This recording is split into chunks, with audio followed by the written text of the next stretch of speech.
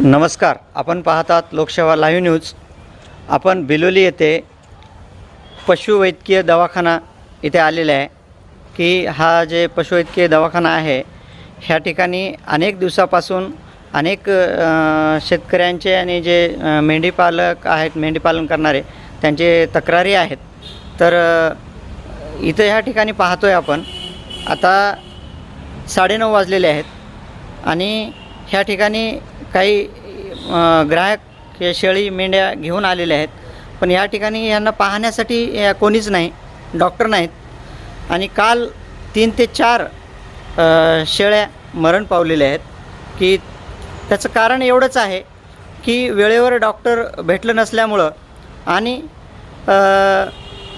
औषधाचा साठा जे आहे ते या ठिकाणी उपलब्ध आहे, पण डॉक्टर उपस्थित नाही आहेत आणि त्यांची जी चाबी आहे ते डॉक्टरांकडे आहे।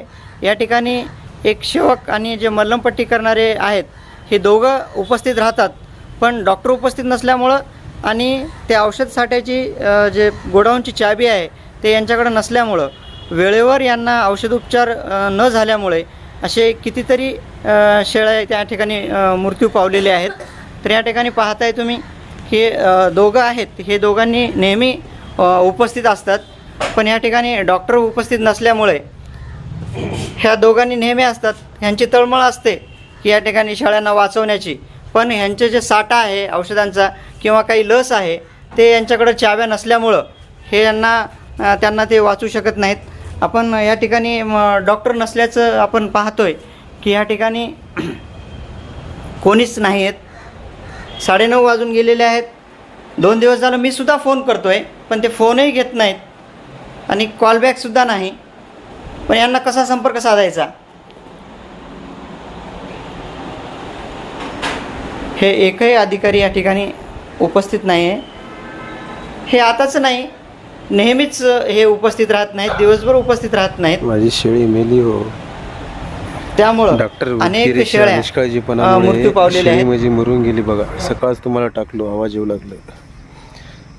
सकाळ डॉक्टरला सुद्धा फोन केलो मी, साहेब शेळी असे करायली, इंजेक्शन पाहिजे म्हणून सांगितलं सुद्धा मी। बघा शेळी मेली बघा साहेब।